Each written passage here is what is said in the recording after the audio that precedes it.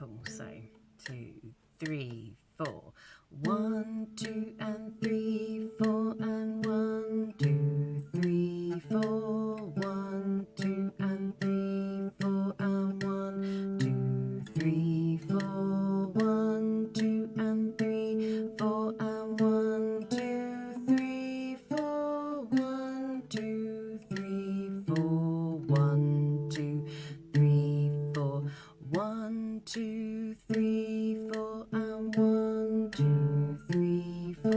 1, 2, 3, 4 and 1, 2, 3, 4. 1, 2, 3, 4 and 1, 2, 3, 4. 1, 2, 3, 4. 1, 2, 3, 4. Cool. So we're going to go through the song now. Cool, so that was the Drunken Sailor, or a Drunken Sailor, the Drunken Sailor. Okay, so we're going to start this kind of from the perspective that hopefully you'll all be familiar with tab. If you're not, there will be videos up on the Rock Academy webpage how to do that. There are also, I'm sure, hundreds of videos on YouTube of how to work out tab. I know that there are some on the Rock Academy website though, so if you go ahead over, you can sort of head over there and have a look if you're unsure, and then we can sort of get straight into this. So if you are mapping this song out, it might be that you're somebody that's never ever heard of this song, which is very possible.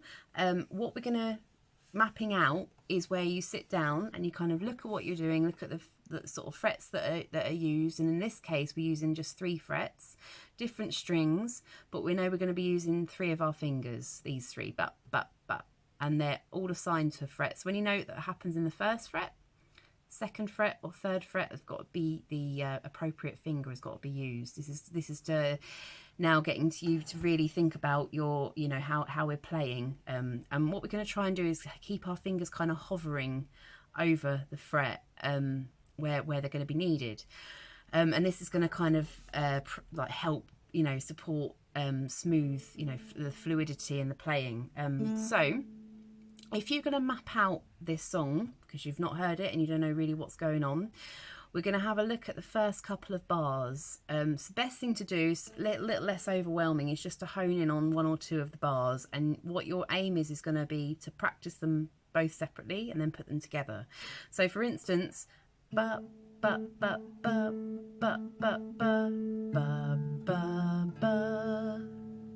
In the 2nd bar we have our D string coming into play.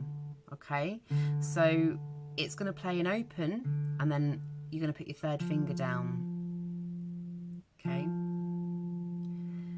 not twice, but I was just doing that to show. So dun dun dun dun. So you're going to go from the G string with the 2nd finger onto the D string, open, then 3rd, then back to the 2nd on the D string. So you don't even have to move your 2nd finger, you can just keep it there. Why not? It's not going to affect anything, and it's going to actually maybe help you to kind of, with your, obviously when you play the guitar, you don't have your hand like that against the other strings. You need to have your hand, you know, like so it's curled round almost, and not touching. So there's an anchor point because that's your thumb and it's helping you to like grip, but otherwise you've got, you know, your hands kind of free to move like that.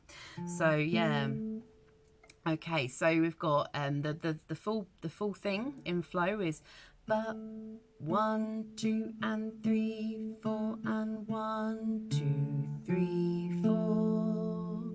And if this takes you, you know, if you're like doing this for a few days and you're still kind of going over it and you're just taking your time with it, that's totally fine. There's no timeline for this. This is just something, a nice piece of homework that you can be practicing at home. This is going to help with your dexterity, your stretch. It's quite a fun little song as well. It's quite a nice little tune. And it's going to just get you familiar with moving your fingers around, you know, the neck and the strings, and getting used to the different frets as well. So yeah, there's absolutely no timeline. It's not like next week you've got to have it all completed. It's not like that. We can work on it in lesson if you want to, or we can, you know, move on to something else whilst you're doing this at home. It's totally cool. So, okay, so you've done the first 2 bars, let's say. We'll do them again. 1, 2, and 3, 4, and 1, 2, 3, 4.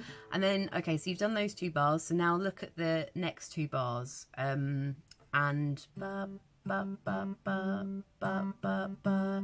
And then you've got to go up here to the A string, back to the D string, and to the G string. So you've got 3 strings to come down on the 4th bar. Bum, bum, bum. Okay, so that might take a little bit of practice. In fact, you might just want to do the 4th bar on its own. So, bum, bum. Oh, sorry. Bum, bum, bum, bum, bum. Okay, so yeah, so this is how it looks. So 3rd finger here, 2nd finger on the string down. Okay, and actually, if you you know, if you get your fingers positioned, it's going to help you to get those strings ringing as well nicely, because we don't want that. We want nice ringing string. Okay, cool. So just very quickly, the rhythm, I'm not going to go through any more of that, like practice wise, because I think that's quite enough, and you can, you know, take this as a resource and kind of go from there. So if you've done the first 4 bars, brilliant, well done. And then if you want to do the 5th bar, 6th bar, and then it's a case of joining them together. But again, if something's a little bit of a struggle and you're having trouble doing it, and you can't do it yet, that little word, then don't worry about taking, you know, please feel free to take it out of the bar you're perhaps struggling with, and take it out of the landscape, as we say, focus on it, and then pop it back in, and then, you know, just try and link the others together. And it kind of, you know, slowly but surely it starts to come together. Yeah, so very quickly, just going to go over a couple of the rhythm points in this song. So we've got our crotchets, which is this is a crotchet, and it's worth 1 beat. So then we have a quaver, which is this, and it's worth half of a crotchet, so half a beat. And if we have 2 of them, 2 quavers together, it's the equivalent of 1 crotchet. So the note value of a quaver is half of 1 beat, and 2 of them makes 1, because obviously 2 halves make a whole. So yeah, so that's the kind of crotchets and quavers sort of thing. It takes a little while to kind of get your head round, but you will get there, I promise. And then further down the sheet we have a minim, and a minim is worth 2 beats. So 1, 2, 1, 2, and if you're going to ring it out, 1, 2, like that. 1, 2, 1, 2, 3, 4. Okay, so that's 2 minims in a bar, and obviously 2 plus 2 equals 4. So that covers our 4 beats, because this song is in 4/4. So then I think it's in bar 1, 2, 3, 4, 5, 6, 7, 8, 9. In bar 9, our first dotted crotchet appears.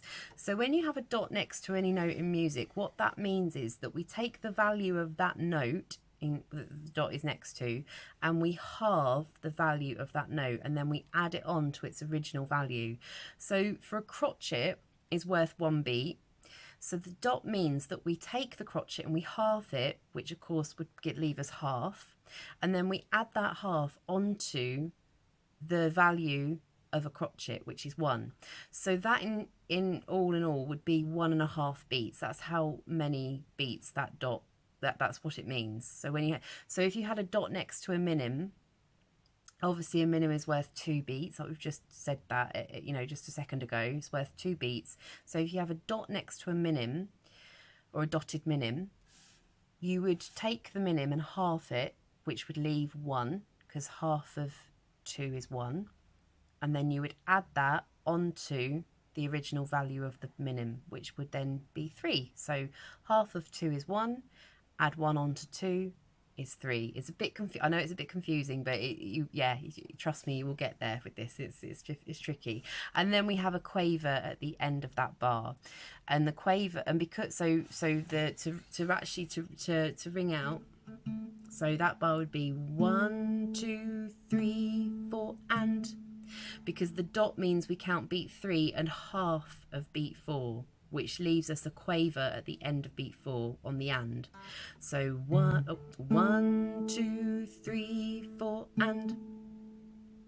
Okay, so what we'll do actually is now is I'm going to clap the rhythm out. I'm going to put the metronome back on and clap the rhythm out, and you can clap with me. That would be very nice. Okay, right, metronome's on. I'm going to clap this out for you. Okay, so 2, 3, 4, 1, 2 and 3, 4 and 1, 2, 3, 4, 1, 2 and 3, 4 and 1, 2, 3, 4, 1, 2 and 3, 4 and 1, 2, 3, 4, 1, 2, 3, 4, 1, 2, 3, 4, 1, 2, 3, 4 and 1, 2, 3, 4, 1, 2, 3, 4 and 1, 2, 3, 4, 1, 2, 3, 4 and 1,